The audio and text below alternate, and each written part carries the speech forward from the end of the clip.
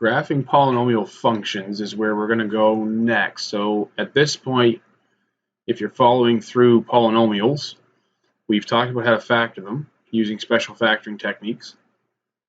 That was the first video. Then we talked about how to factor them without special factoring. In other words, how do we factor them if they don't factor with difference of cubes or quadrics, trinomials, and those kind of things. So we talked about the factor theorem and the rational root theorem. And so now what we want to do is we want to apply that in terms of looking at what do polynomial functions actually look like on a graph. Okay, so polynomial functions we know are represented by this form where you have a coefficient multiplied by a power of x, and it goes down till there's a constant term at the end. And that basically means you could have, for example, the ones that we've been doing so far in terms of factoring have been cubics and quartics generally. So you could have something like f of x equals 3x cubed plus 2x plus 1 or something like that. That's a polynomial function. So what we're saying is the coefficients, these numbers, these a, n stuff, these are numbers. They're real numbers. And then these are just the powers of x. So any polynomial function has that form. It's just a series of x values to certain powers multiplied by coefficients. So what we want to do is we want to look at what do the basic graphs look like? What do the general graphs look like in terms of does it change? And then we want to talk about how to actually find out what a graph looks like based on some of that. Okay. So the first function we want to talk about is a quadratic. You are used to graphing quadratics already. If you've done any math prior to doing pre-calc 12b, then you know what a quadratic is. It's y equals ax squared plus bx plus c. The most basic of that, the smallest possible quadratic, is just x squared. And it looks like this. Okay, and I've noticed there's a double root. What that means is x equals 0 is a root of this. If I said x squared equals 0, then x is 0, right? That's the root.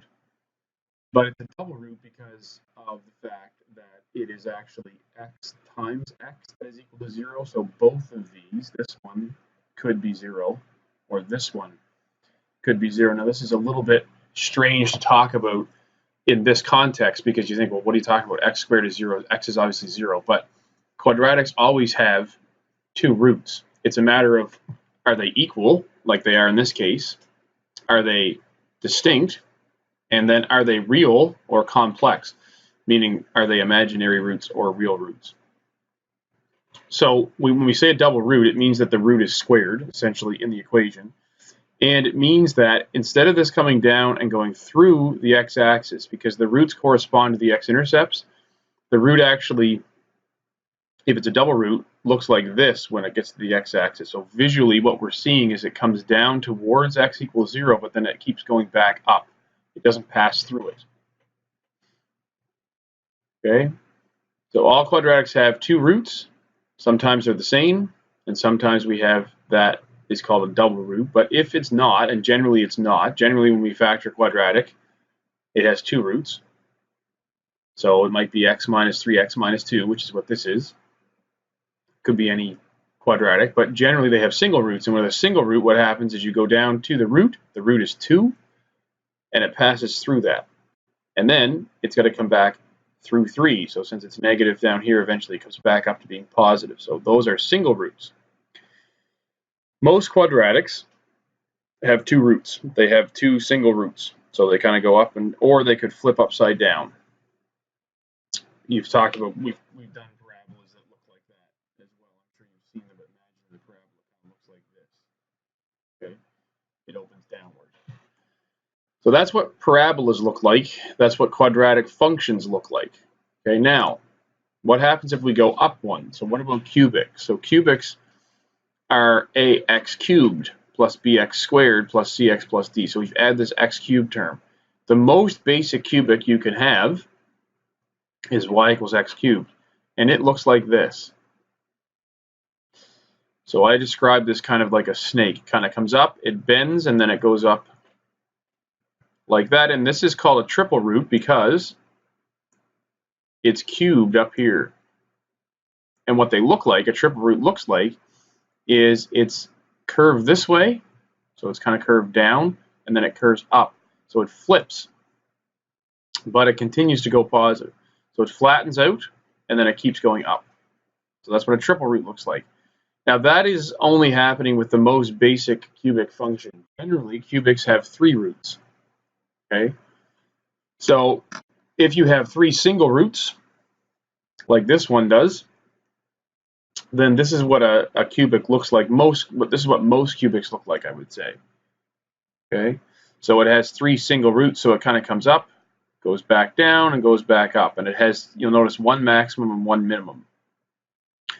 If there's a double root, what could happen is something like this. So you could kind of come down toward the axis, jump back up, and then come down over here where there's a single root. So this would be your double root right here. And this is your single root right here. So you could have, potentially, right, you could have a double and a single root. You could have 3 single roots, or you could have 1 triple root. And sometimes cubics they only have 1 root that's actually a real number. So it's possible, for example, if I draw in a different graph, to have a graph that looks like this, where you come down, you don't cross the axis, and then you go down. And if you do that, then you actually only have 1 root, right? This is the only root that you have. So that means that there's complex roots. There are roots that are not real numbers, they're imaginary numbers. And if you're not sure what an imaginary number is or a complex number, don't worry about it. What you need to know is it doesn't reflect going across the x-axis, because only the real roots are shown on the graph as the x-intercepts, okay? And then we get into quartics. Quartics look very similar to quadratics with the most basic function, because x to the 4th looks like this. Okay? And because it's to the 4th power, you have a 4th root, and a 4th root is very similar to a double root in terms of its behavior. It just is flatter. So if we jump back up here for a second and look at a double root kind of comes down nicely and back up. It's sort of curved. A 4th root looks similar to that, but you can see it's noticeably flatter. Okay, now again, because it's a quartic, it actually has 4 roots, right? So all quartics have 4 roots, and you could have basically single roots, you could have double roots, you could have a cubic root or a triple root, and a single root. There's a lot of different combinations. And all that's going to do is it's going to affect what the graph looks like. So here's an example. This one is 4 single roots. There's a single root right here. There's one right here,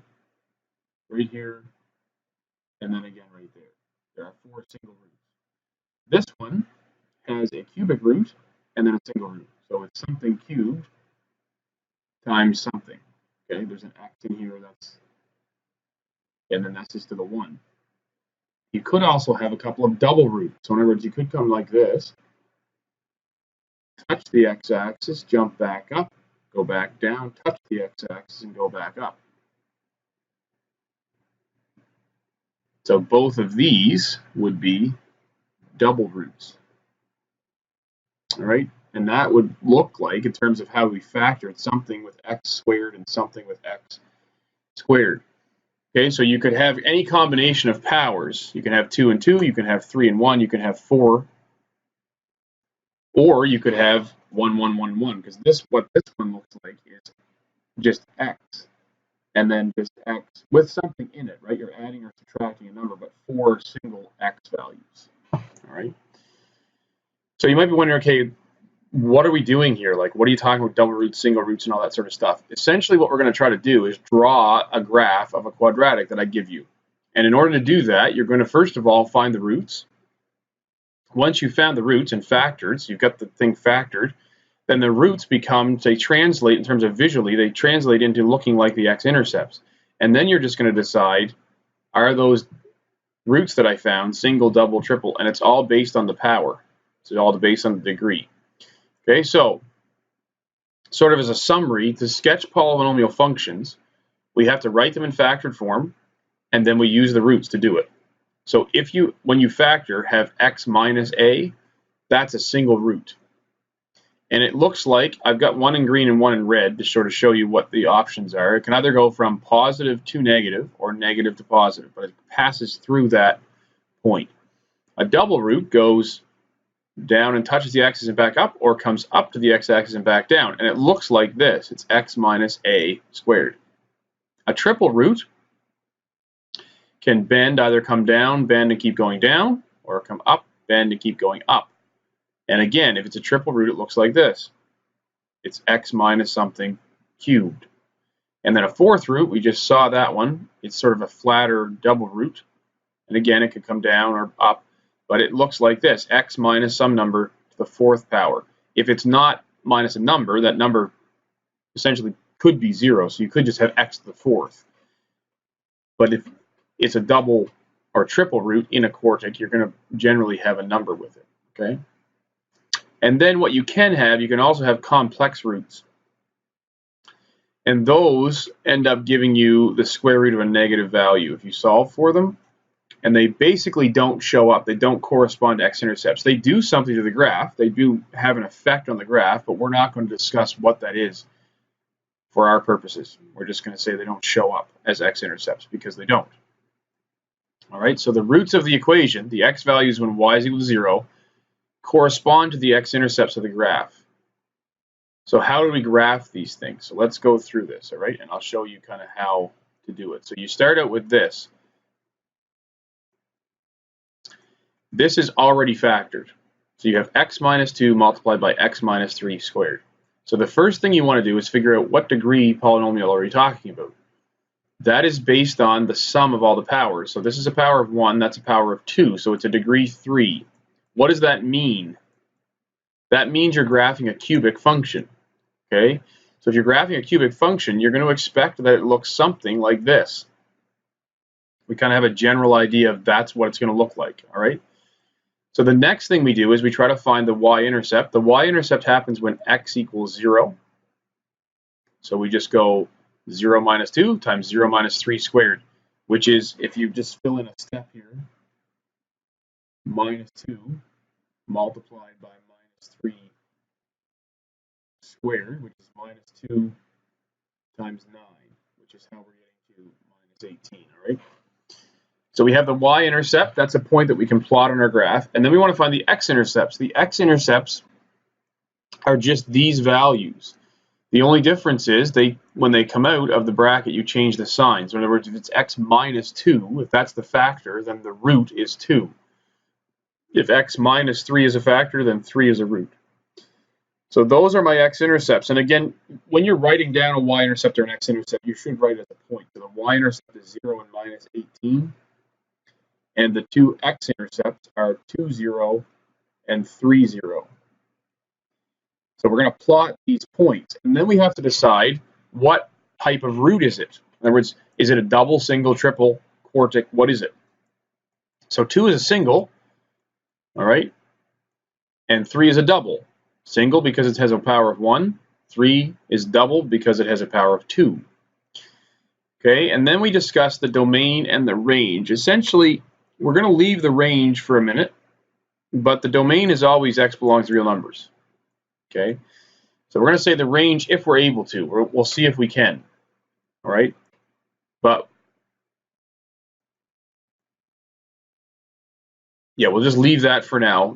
We've written y belongs to real numbers, but we'll get back to that in a second. Then the end behavior, what does that mean? Well, what that means is where does it start and where does it end? When you're looking at a polynomial graph, there are 4 quadrants. Okay, this is Q1, this is 2, this is 3, and this is 4. So you want to say where does it start and where does it end? That is based on a number line.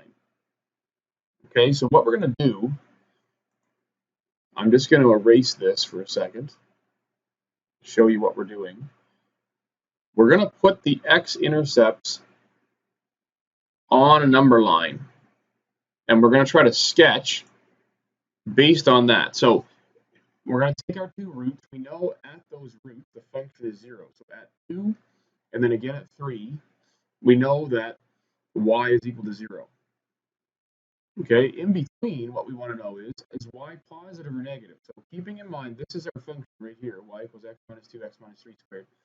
We're going to say what happens down here. So we're going to say when x equals 1, that is something less than 2, what happens? So I get 1 minus 2 times 1 minus 3 squared. So that gives me minus 2 multiplied by minus 2 squared, and that's going to give me negative 8. So it's negative. What that tells me is down here, before I get to 2, so if I plot my roots, 1, 2, 3, 4, 5, let's say, here's 2, let's actually, I'm going to change the scale slightly because it's a little bit too small to really see the difference. So let's go up by a half. So here's 1, here's 1/2, 1, here's 2, and then 2.5, and there's 3. Okay, so we'll go up by 1/2 because that way we'll be able to see a little better. So there's minus 2 over there. And then the y-axis, we don't really know anything about the y-axis, so we can not really put a scale on it except for the y-intercept. We know that. So we know the y-intercept is minus 18, right? So this is minus 2, 4, 6, 8, 10, 12, 14, 16, 18. We know that's minus 18. So we'll put that y-intercept right there. And what we know is that it's negative. The function's negative before 1. So that means it's starting down here and coming up towards, sorry, not before 1, before 2. So it's coming up to 2. Then we want to know what happens when it gets to 2. Okay? We know it's a single root. We know 2 is a single root. That means it switches sign. It's got to cross through it, right? So right now we know this is coming up like this. Okay, it's coming up towards 2. And then when it gets to 2, it crosses over 2. Then we know it has to come back to 3 because 3 is another place where it's 0. And then we say, what does it do at 0? And because we know this is a double root, the sign doesn't change.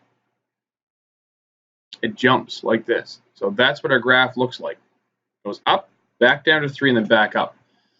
And then from that graph, and hopefully you can see where I got that, then we can determine what's the range. So you notice it's going down all the way down to negative infinity, and it's coming up to positive infinity. So the range for this one is y belongs to real numbers.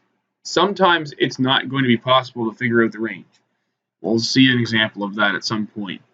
But for this one, because it starts down here and goes all the way up, we can say that it's y belongs to real numbers. And then the end behavior,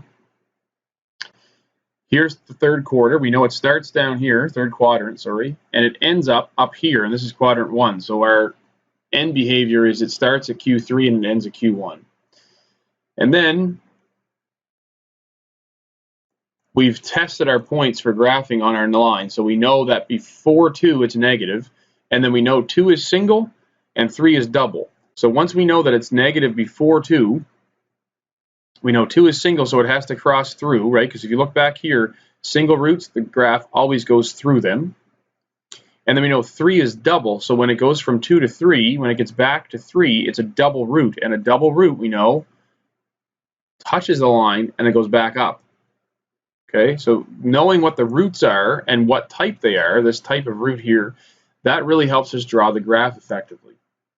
So the whole premise is we want to draw the graph based on the roots. So you're going to take what you know about factoring, you're going to factor the function.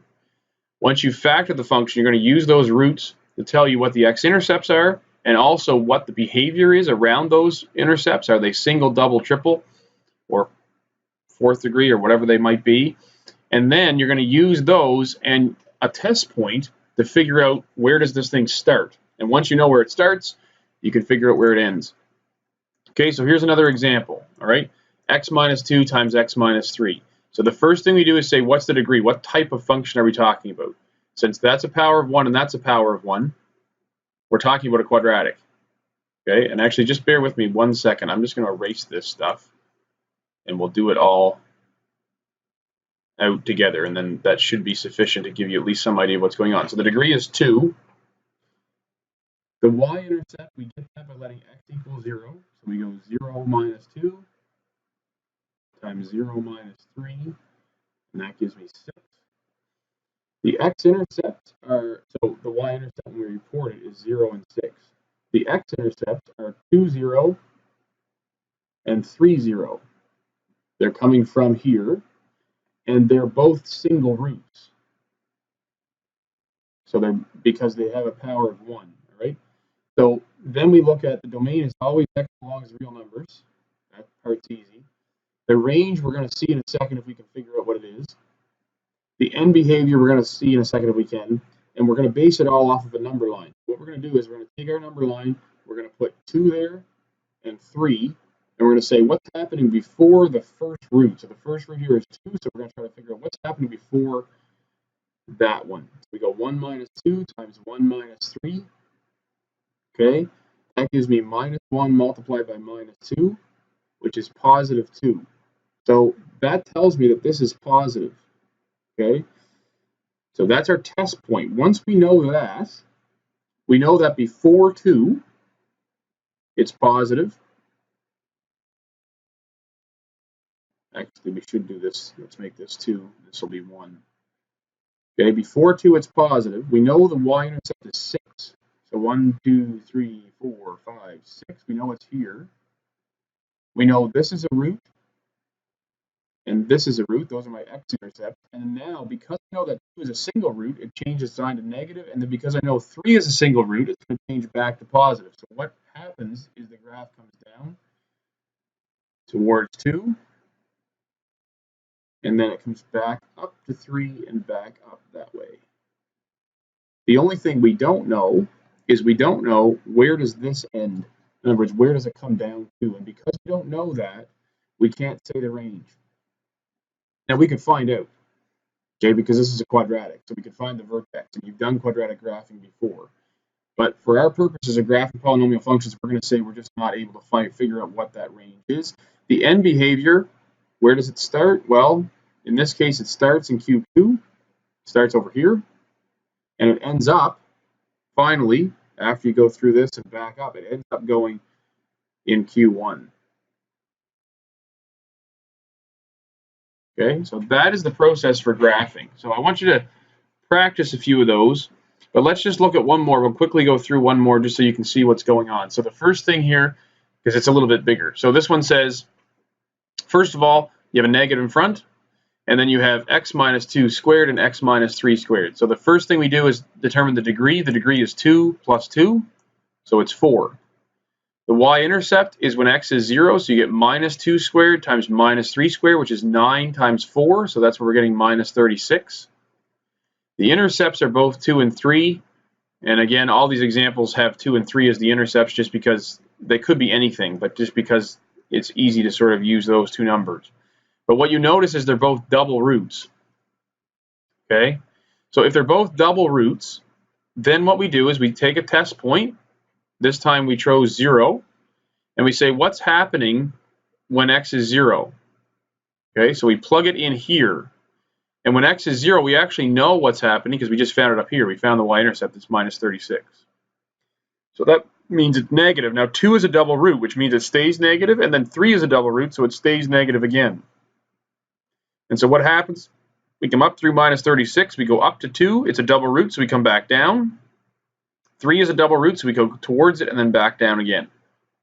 Okay, and that's what our graph looks like generally. We don't know where that point ends, so we don't really know, like, if somebody asks me what's the minimum point here, I don't know that, but I do know that the highest it goes is 0 and the lowest it goes is negative infinity. So we can actually state the range is y is less than or equal to 0 in this one, because I know that's the highest it goes. And then the end behavior is just, we're starting over here in the third quadrant, and we're going into the fourth quadrant. We're ending in the fourth. So that's the idea behind polynomial graphs. All right. There's a few more examples in your textbook, and then I'm going to get you to do some questions out of there, but we'll leave the video there.